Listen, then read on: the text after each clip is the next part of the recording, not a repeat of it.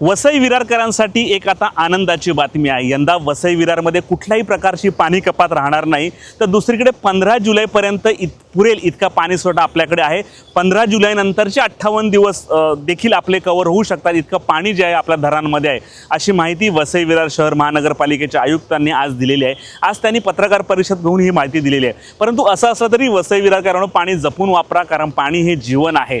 त्यामुळे यंदा तरी वसई विरारकरांना पाण्याची चिंता जी आहे मिटलेली आहे, कारण 15 जुलैपर्यंत पाऊस हा नेहमीप्रमाणे पडत असतो, पुन्हा एकदा धरणं भरतील। आपण दुसरीकडे जर पाहिलं तर मुंबई महानगरपालिका असेल किंवा इतर महानगरपालिका असेल, या महापालिका क्षेत्रामध्ये आहेत पाण्याची जी कटोती करण्यात आलेली आहे, पाणी कपात करण्यात आलेली आहे। परंतु वसई विरारकरांना जी आहे पाणी कपात ही लागणार नसल्याचं आयुक्तांनी सांगितलेलं आहे। तर दुसरीकडे यंदाच्या पावसाळा तोंडावर असल्यामुळे 25 तारीखपर्यंत जे आहे सर्व ठेकेदारांना डेडलाईन देण्यात आलेली आहे। जी काही उर्वरित कामं असतील ती पूर्ण करून घ्या। पॅचवर्क देखील टेंडर काढण्यात आलेले आहे आणि पॅचवर्क देखील 25 तारीखपर्यंत पूर्ण करण्याचे आदेश जे आहेत हे यांना दिलेले आहेत। आणि 25 ते 30 तारीखपर्यंत नालेसफाई देखील पूर्ण होणार आहे। नालेसफाईचं काम देखील 70% पूर्ण झाल्याचं आयुक्तांनी सांगितलेलं आहे। त्यामुळे यंदाच्या पावसाळ्यामध्ये वसई विरारमध्ये पाणी भरणार नाही असं नाही, परंतु पाणी बरी भरलं तरी त्याचा लवकर कसा निचरा करता येईल त्यावर देखील उपाययोजना करण्यात आलेल्या आहे। आणि दरवर्षी पावसाळ्यामध्ये धोकादायक इमारती या पडत असतात, त्यामुळे धोकादायक इमारतींना देखील नोटिसा देऊन लवकरात लवकर खाली करण्याचं काम सुरू आहे।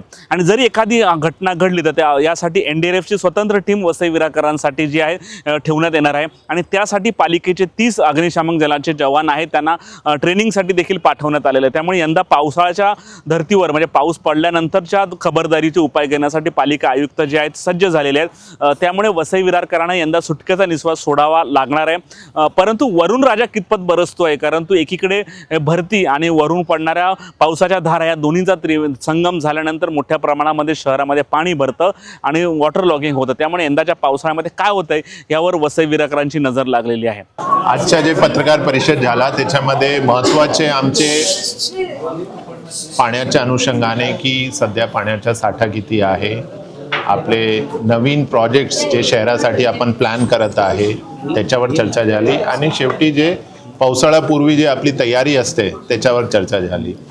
तर याच्यामध्ये पावसाळ्यापूर्वी तयारीबद्दल आम्ही डिटेल माहिती आज पत्रकार परिषदमध्ये दिलेली आहे। जे रूटीन काम्स आहे ते त्याच्यामध्ये चालू आहे।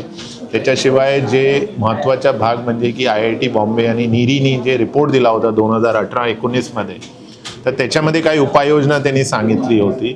तर त्याच्या अनुषंगाने आमच्या काय प्लॅनिंग आहे त्याच्याबद्दल आपण माहिती दिली। एक होल्डिंग पॉन्ड मोठा एक स्ट्रक्चर आपला करण्याचा त्याच्यामध्ये एक प्लॅन आहे।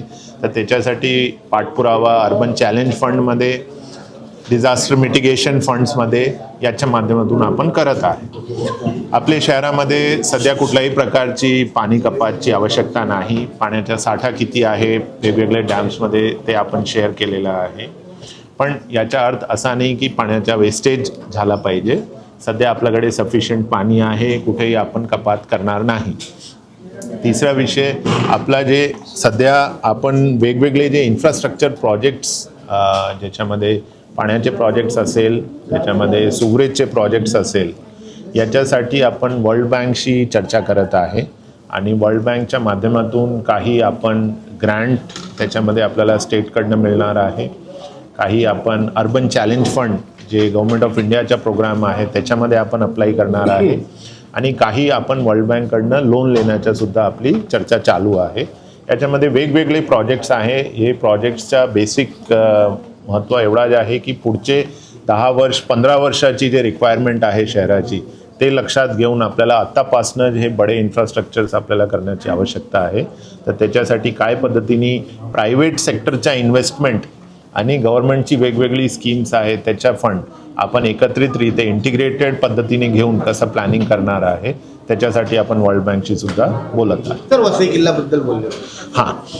आपले शहरामध्ये मोठा एक ऐतिहासिक वारसा म्हणून आपल्याकडे वसई किल्ला आहे।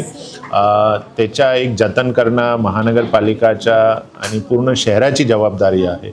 तर त्याच्या अनुषंगाने आम्ही आर्किओलॉजिकल सर्वे ऑफ इंडियाशी आमची आज सकाळी बैठक झाली आणि त्याच्यामध्ये वेगवेगळे उपाययोजना कसा करता येईल त्याच्यासाठी काही शॉर्ट टर्म असेल, काही लॉंग टर्म असेल, तर त्याच्यासाठी चर्चा झालेली आहे। आर्किओलॉजिकल सर्वेचे काही नियम असतात, प्रोटेक्टेड मॉन्युमेंट्सचे इर्दगिर्द काही प्रकारचे कन्स्ट्रक्शन अलाउड आहे काही नाही, तर ते सगळे एकत्रितरित्या प्लॅनिंग करून काय त्याच्यामध्ये जे अलाउड आहे त्याचा करण्याचा एक DPR आपण तयार करणार आहे आणि DPR मध्ये टप्प्याटप्प्याने आपण काम करणार आहे. NDRF आपण सगळ्यांना माहिती आहे की मागच्या वर्षी काही इमारत कोसळले होते MMR रिजनमध्ये आणि स्पेसिफिकली आपले कॉर्पोरेशन एरियामध्ये सुद्धा. तर याच्यामध्ये बेसिकली जे कॉन्सेप्ट असते गोल्डन आवरच्या की इमारत कोसळले तर इमिडिएट रिस्पॉन्स आपण दिले अर्धा तास 1 तासामध्ये तर त्याचा फार बेनिफिट होते आणि जसं जसं डिले होते तसं परिस्थिती वाईट होते. तर याच्या अनुषंगाने आपल्याला NDRFची मदत तर मिळतच आहे, पण आपले फायर डिपार्टमेंटचे काही लोकांना 20-25 लोकांना आम्ही NDRFकडे ट्रेनिंगसाठी आता पाठवलेलं आहे. तिथे ते स्पेसिफिकली बिल्डिंग रेस्क्यूची ट्रेनिंग घेणार आहे.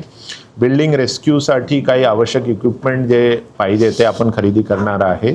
तर हे एक क्विक रिस्पॉन्स टीम म्हणून आपल्या शहरामध्ये काम करणार आहे. डेडिकेटेड की कुठेही बिल्डिंग कोसळली तर हा टीम फर्स्ट रिस्पॉन्डर म्हणून काम करणार आहे आणि डेफिनेटली NDRFची टीमसुद्धा आपल्या सोबतच आहे, तेही मदत करणार आहे. पण आम्हाला असं वाटलं की स्पेशलाइज्ड ट्रेनिंग घेऊन एक स्पेशलाइज्ड युनिट आपल्याला तयार केली पाहिजे शहरामध्ये. तर त्याच्या अनुषंगाने त्यांची ट्रेनिंग आता NDRFकडे सुरू आहे. राडा एक हायवेवरती राडा रोड होता.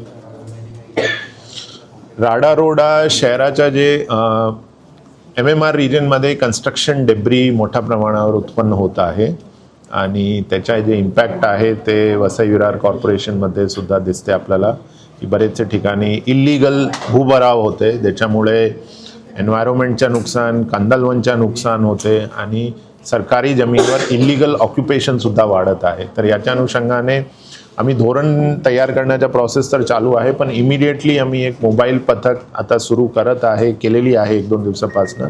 त्याच्यामध्ये वेगवेगळे डिपार्टमेंट म्हणजे पोलीस, कॉर्पोरेशन, रेव्हेन्यू, फॉरेस्ट आणि RTO असे सगळे एजन्सीजचे रिप्रेझेंटेटिव्ह ते मोबाईल पथकमध्ये राहणार आहे आणि they will inspect the spots पूर्ण शहरामध्ये कुठे कुठे असे इन्सिडेंट्स आहे आणि जे पण आवश्यक लीगल कारवाई आहे वेगवेगळे डिपार्टमेंट्सच्या मार्फत, म्हणजे फॉरेस्टची काय कारवाई अपेक्षित आहे, त्याच्यामध्ये पोलीसची काय आहे, रेव्हेन्यूची काय, सो प्रत्येक डिपार्टमेंट आपले जे पण त्यांची नियमानुसार कारवाई आहे ते करणार आहे आणि it will be a integrated response. बरेच वेळेस थोडासा डिपार्टमेंटलिझममुळे ॲक्शन थोडासा डिले होते, तर ते डिले टाळण्यासाठी आम्ही हे मोबाईल पथक सुरू केलेलं आहे आणि त्याची एक व्यवस्थित पुढच्या आठवडे आम्ही एक उद्घाटन सुद्धा करणार आहे. पावसाळ्यापूर्वी किती नालेसफाई झाली? किती पर्सेंटेज नालेसफाई झाली? नालेसफाईचं काम आपला फारच वेगाने सुरू आहे. सरासरी आता 70% आपले नालेसफाई झालेली आहे. त्याच्यामध्ये आपण प्रायोरिटी असा ठरलेला आहे की जे पण फ्लडिंग स्पॉट्स आहे, दरवर्षी जे फ्लडिंग स्पॉट्स असतात तर ते नाले प्रायोरिटीने आपण सफाई केलेली आहे. तर आपण असं प्रायोरिटी ठरवून नाले सफाई करत आहे. शेवटचे 30% सरासरी शिल्लक आहे ते पावसाळ्यापूर्वी डेफिनेटली ते कम्प्लीट. पावसाळ्यापूर्वी रस्त्याची डागडुजी केली जाणार बोलला होता, काय नक्की कशा पद्धतीने? आपलं पॅचवर्कच्या जे टेंडर आहे ते फायनल झालेलं आहे आणि 2-3 दिवसामध्ये ते रस्त्याचे जे पण पॅचेस आहे, बरेचसे आपले इन्फ्रास्ट्रक्चर प्रोजेक्ट्स आपले डिपार्टमेंटचे झाले होते ज्याच्यामध्ये रस्ते खुदाई झालेली आहे. गुजरात गॅसच्या आपल्याला सगळ्यांना माहिती आहे की आपण त्यांना परवानगी फार ओपनली दिली होती, तर त्याच्यामुळे जिथे तिथे त्यांनी डिगिंग केलेलं आहे ते रस्त्यावर पॅचवर्कचं काम आता होणार आहे आणि हे पण पूर्ण पावसाळ्यापूर्वी डेफिनेटली हे कम्प्लीट होणार आहे.